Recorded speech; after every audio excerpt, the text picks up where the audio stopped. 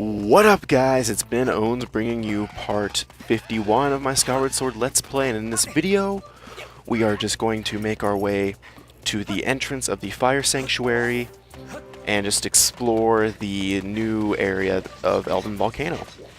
And we have we have like these fire earrings that allow us to survive in very high temperatures. They function basically the same as the Goron tunic in Ocarina of Time.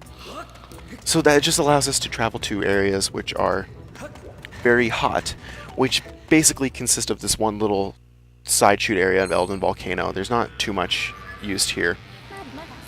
You know what? Yeah, you kind of use it here. You go back here when you want to find the fire dragon. Okay, so anyway, like you see, this is a huge volcanic cavern, and there's a couple more goddess cubes over here, so that's why we're very interested. Because we're getting all those goddess cubes because we need the money and, well, treasure, basically. Because there's quite a lot of rupees goddess cubes, and there's some with more medals in there, some more medallions, like that medals with a D. So that's really good. And basically, it's just another cool area to explore, because it's a little bit different. I know there's kind of a lot of the volcano mentality, but hey, whatever.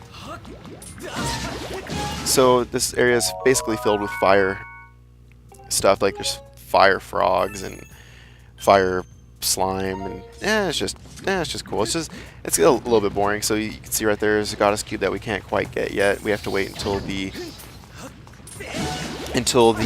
river starts flowing over there, which you won't be able to do until the Song of the Hero. So yeah, it kind of sucks a bit, but hey, whatever. So killing some slime. I'm getting a little turned around here. I don't understand why I'm going back here, because it's impossible to get that goddess cube. And okay, so let's hop down here, and then later on in the game, this little area right here contains a couple of Lizafos, which aren't, by this point, shouldn't be too much of a problem anymore, except for the ones in the Fire Sanctuary that are actually very difficult to kill because they are kind of souped up. Okay, so this is a very interesting area over here. There's a goddess cube hidden, so I'm trying to douse for it, but I just decided to take the leap of faith off. You have to skydive and just pray for yourself. So let's use our Skyward Strike and send it back up the sky, and this goddess cube puts up a chest that has a heart piece in it, so it's extremely worth getting this one. And then in order to get back up, you have to use your claw shots, and that's pretty fucking cool.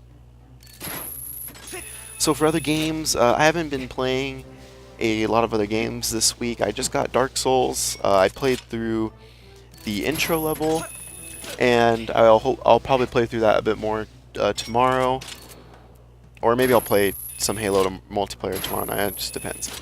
But so I played through Dark Souls. I played through the first the intro level, and that game is looking very difficult so far. The intro level was pretty easy, but I can already tell that the combat mechanics they require a lot of skill that I'm gonna have to basically learn how to master that, especially when you're fighting shield wielding enemies. And basically, I was really surprised because when you die, you lose all your experience, and in order to get it back, you have to go back to the place where you died and recollect it all. But all the enemies respawn, and in Dark Souls, the enemies are very difficult, which is quite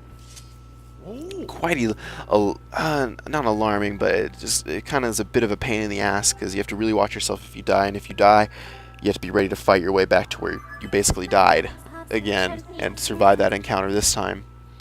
And it was also really weird during the intro level. They make you fight a boss within like the first 10 minutes of playing the game. That's kind of difficult too, and it's not difficult in so much as the boss itself is difficult, but you're kind of getting used to the new combat mechanics, and I suppose that makes it difficult in a sense because you're getting used to rolling and controlling your character and being able to just overall fight and learning how to do patterns, learning how to block certain shots. Okay, so as you see through these through those doors right there, you need water to get through those doors. So I'm in this stream right now, just filling up a couple bottles of water, because you're gonna need them to get through some of those frog doors, which are very, very interesting gameplay mechanics wise. But hey, whatever. Okay, so we're making our way back, and the first one is very easy to place the water on. You just walk up to it and basically pour water on it. So let's do this here. And these little frogs are pretty fucking cool because they make little cool, like, ice balls, and they are cool, and it's a very interesting puzzle. It's a very different puzzle mechanic, which I really enjoy, different puzzle mechanics in these games, if you couldn't tell already from what I really talk about.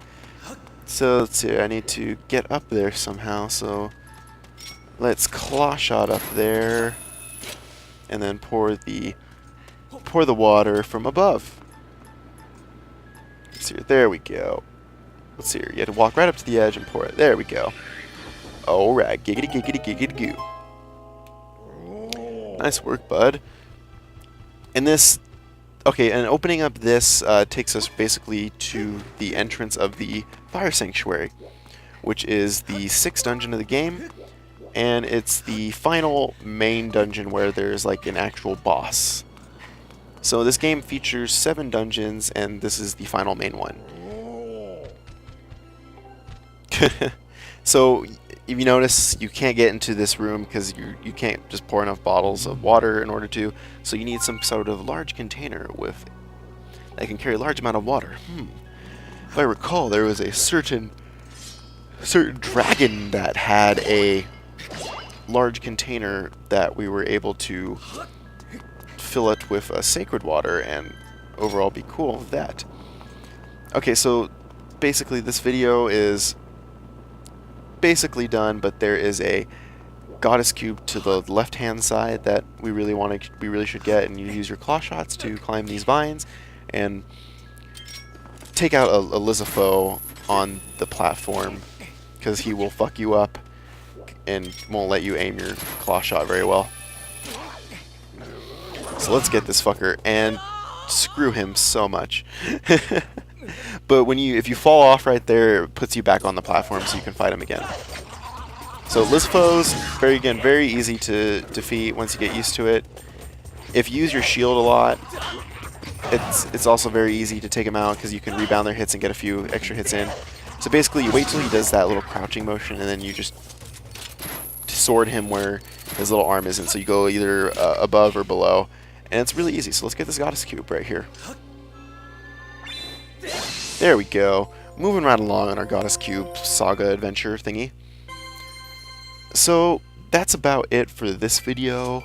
The next video will be going to the water dragon's lair and getting a few more goddess cubes in the Fair and Woods area. So that's about it, guys. So see you later.